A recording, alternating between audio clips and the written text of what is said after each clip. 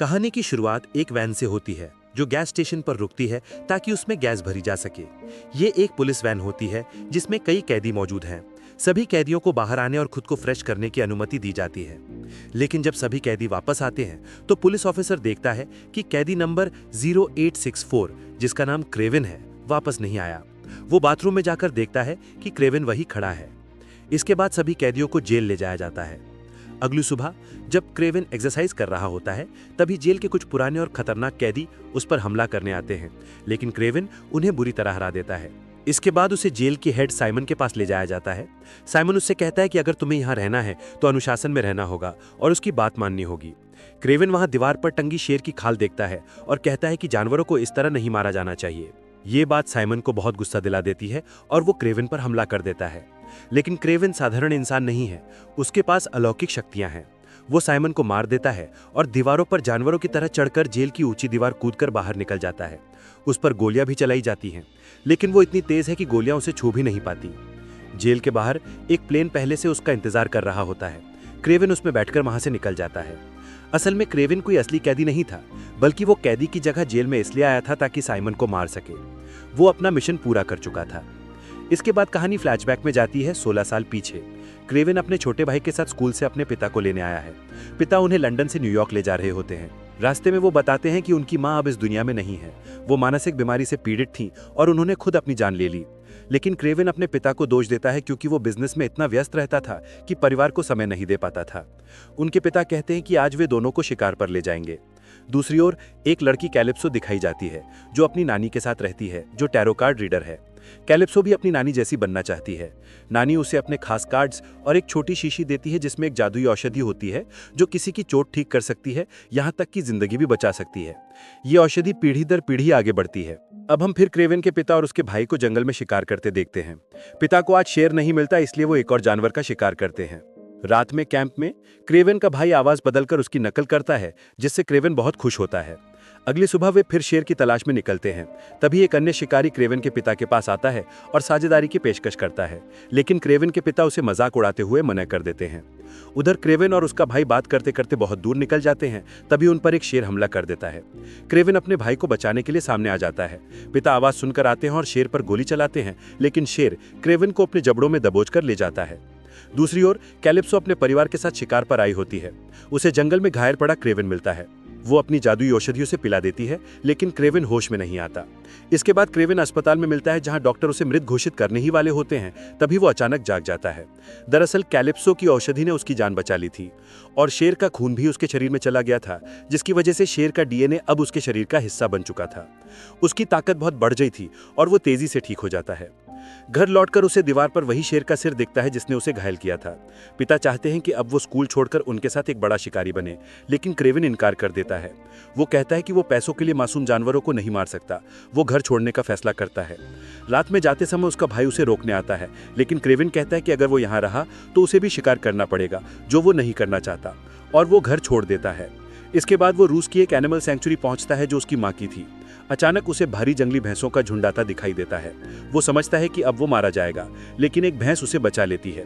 वो वहीं रहने लगता है और धीरे धीरे उसे अपनी शक्तियों का एहसास होने लगता है। एक दिन बेहद भूख में वो एक हिरन का शिकार करता है। यहाँ उसकी शक्तियां साफ दिखाई देती हैं। वो शेर की तरह तेज दौड़ सकता है, ऊंची छलांग लगा सकता है। एक दिन उसे गोली की आवाज सुनाई देती है। वो पेड़ पर चढ़कर दूर से देखता है कि दो शिकारी जानवर मार रहे हैं। वो उनके पास जाता है और चेतावनी देता है कि अब अगर कोई जानवर मारा तो वो उन्हें नहीं छोड़ेगा। शिकारी उसे मजाक समझते हैं और गोली चलाने की कोशिश करते हैं, लेकिन क्रेविन उन्हें मार देता है। कहानी फिर वर्तमान में लौटती है। जेल से भागने के बाद क्रेविन उसी रूसी सेंचुरी में वापस आता है। अगले दिन उसे फिर गोली की आवाज सुनाई देती है। इस बार कुछ और शिकारी आए होते हैं। उन्होंने कई जानवर कार में भर रखे होते हैं। क्रेविन उनकी कार तक पहुंचकर सभी को मार देता है, क्योंकि अब उसके अंदर शेर का डीएनए है। वो इस जंगल का राजा बन चुका है। उसे एक डायरी मिलती है जिसमें सभी शिकारियों के नाम लिखे होते हैं। क्रेविन फैसला करता है कि अब वो डायरी में लिखे हुए सभी शिकारियों को मारेगा, ताकि कोई भी कभी किसी जानवर का शिकार न कर सके। इसी समय कैलिप्सो को दिखाया जाता है, जो अब एक वकील बन चुकी है। आज वो अपने एक दोस्त के अंतिम संस्कार में आई है। उसी दोस्त को साइमन ने जबरदस्ती मार दिया था। साइमन वही इंसान है जिसे जेल में क्रेविन ने मारा था। क्रेविन उससे मिलता है और बताता है कि वो वही लड़का है जिसकी जान उसने वर्षों पहले जंगल में बचाई थी। दरअसल जब कैलिप्सो ने उसकी जान बचाई थी और अपनी औषधि दी थी, तब क्रेविन वहां उसकी टैरो कार्ड छोड़कर चला गया था। उसी कार्ड के कारण क्रेविन ने उसे पहचान लिया था। अब क्रेविन कैलिप्सो से बताता है कि उसने उसके दोस्त के कातिल से बदला ले लिया है। वो जेल गया और साइमन को मार दिया। कैलिप्सो को उसकी बात पर विश्वास नहीं होता। वो घर जाकर इंटरनेट पर जांच करती है और पता लगता है कि जेल में एक आदमी की हत्या हुई है जिसे लोग हंकर कहते हैं, जो बुरे लोगों का शिकार करता है। अब कैलिप्सो को यकीन हो जाता है कि क्रेविन सच बोल रहा था। वो क्रेविन से मिलती है। क्रेविन उसे बताता है कि उसके पास एक लिस्ट है, ऐसे लोगों की लिस्ट जो बुरे काम करते हैं, मासूम जानवरों को मारते हैं और उन्हें बेचते हैं, और वो चाहता है कि ऐसे सब लोगों को खत्म कर दे।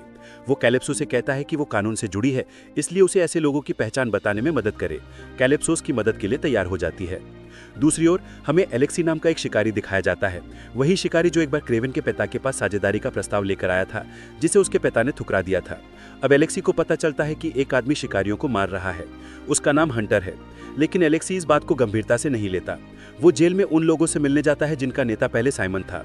वो कहता है कि अब साइमन मर चुका है, इसलिए उसका नेता वही बनेगा। कुछ लोग मान जाते हैं, लेकिन कुछ लोग विरोध करते हुए उस पर गोली चला देते हैं, लेकिन गोलियां उस पर कोई असर नहीं करती। उसके साथ ही सभी विरोधियों को मार देते हैं। उधर क्रेविन अपने भाई से मिलने जाता है, क्योंकि आज उसके भाई का जन्मदिन है। उनका पिता भी वहां आ जाता है और क्रेविन से घर वापस आने और बिजनेस संभालने का आग्रह करता है, लेकिन क्रेविन साफ मना कर देता है। तीनों साथ बैठकर शराब पीते हैं। अगली सुबह क्रेविन अपने भाई के कमरे में जाता है, लेकिन वो गायब होता है। बिस्तर पर खून के निशान पड़े होते हैं। असल में कुछ लोगों ने उसका अपहरण कर लिया था। वो उनकी गाड़ी का पीछा करता है, लेकिन वो लोग एक हेलीकॉप्टर में भाई को लेकर उड़ जाते हैं। क्रेविन को पता चलता है कि अपहरण करने वालों में एक तुर्की आदमी भी है, जो उससे $20 मिलियन की फिरौती मांग रहा है। वो अपने पिता से ये रकम मांगता है, लेकिन पिता इनकार कर देते हैं।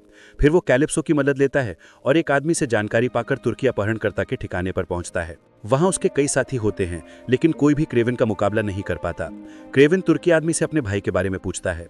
वो बताता है कि क्रेविन का भाई अब एलेक्सी के पास है। उधर एलेक्सी क्रेविन के भाई को समझाने की कोशिश करता है कि वो उसका साथ दे दे, क्योंकि जल्द ही क्रेविन अपने पिता को मारने वाला है। अगर वो एलेक्सी के साथ जुड़ता है तो उसे भी खास शक्तियां दी जाएंगी। ये सुनकर भाई सोच में पड़ जाता है। उधर क्रेविन कैलिप्सो के साथ अपने पुराने ठिकाने पर लौटता है, जहां वो पिछले 16 साल से रहता आया था। वहां उसने कई हथियार बनाए हुए हैं ताकि एलेक्सी को मार सके। तभी एलेक्सी के लोग वहां पहुंच जाते हैं। पता चलता है कि क्रेविन के भाई ने ही एलेक्सी को उसका पता दिया था। वो क्रेविन को मारने आते हैं, लेकिन जंगल के जानवर उसकी मदद करते हैं, क्योंकि क्रेविन उनके लिए जंगल का राजा है। उनमें से एक आदमी क्रेविन को हिप्नोटाइज करने की कोशिश करता है और उसे वश में कर लेता है, लेकिन इससे पहले कि वो क्रेविन को लेकर जाए, कैलिप्सो उसे मार देती है और क्रेविन होश में आ जाता है। एलेक्सी भी अपने लोगों के साथ सेंचुरी पहुंच गया है, सोचते हुए कि क्रेविन अब मर चुका होगा। तभी उसे अचानक जानवरों का बड़ा झुंड अपनी ओर आता दिखाई देता है। अपनी जान बचाने के लिए वो अपने असली रूप में आ जाता है। वो गेंडे जैसा बन जाता है। उसके शरीर पर गेंडे जैसी मजबूत खाल होती है, जिस पर कोई हथियार असर नहीं करता। अब क्रेविन वहां पहुंचता है और एलेक्सी पर हमला करता है, लेकिन उसके हमलों का कोई असर नहीं होता। असल में एलेक्सी ने एक खास सीरम लिया था, जो उसकी विशेष शक्ति को और बढ़ा देता है। क्रेविन को पता होता है कि यह सीरम शरीर के एक खास हिस्से में लगाया जाता है। वो उसी जगह पर हमला करता है और एलेक्सी को मार देता है। क्रेविन का भाई भी वहां पहुंच जाता है। क्रेविन उसे समझाता है कि वो दोनों भाई हैं और उन्हें साथ रहना चाहिए। बाद में क्रेविन अपने पिता से मिलता है और कहता है कि उसने बहुत जानवर मारे हैं, इसलिए उसका नाम भी उसकी लिस्ट में है। वो चाहता है कि उसका पता शिकार करना छोड़ दे, लेकिन पिता इनकार कर देता है और कहता है कि वो जन्म से शिकारी है और शिकारी की तरह ही मरेगा, चाहे उसे उसका बेटा ही मार दे। इसके बाद क्रेविन वहां से चला जाता है और तभी एक भालू आकर उसके पिता को मार देता है। ये भालू वही है जिसे क्रेविन ने भेजा था। 1 साल बाद दिखाया जाता है कि क्रेविन फिर अपने भाई के जन्मदिन पर जाता है और कहता है कि उसे उस पर गर्व है कि उसने पिता का काम आगे नहीं बढ़ाया। लेकिन भाई बताता है कि क्रेविन गलत सोच रहा है, उसने परिवार का व्यवसाय नहीं छोड़ा है। वो कहता है कि क्रेविन के लिए बेहतर होगा कि वो उसके रास्ते में ना आए। इतना कहकर वो अपना रूप बदलता है। वो क्रेविन का रूप धारण कर लेता है। ये उसकी नई शक्ति होती है। उसे ये शक्ति उसी डॉक्टर ने दी थी जिसने एलेक्सी को गेंडे वाली शक्ति दी थी। यह सीरम किसी भी इंसान की जन्मजात शक्ति को कई गुना बढ़ा देता है। चूंकि दिमित्री यानी क्रेविन का भाई आवाजें बदल सकता था, इसलिए सीरम लेने पर उसकी वो शक्ति इतनी बढ़ गई कि अब वो किसी का भी रूप बदल सकता है। यानी अब वो शेप शिफ्टर बन चुका है।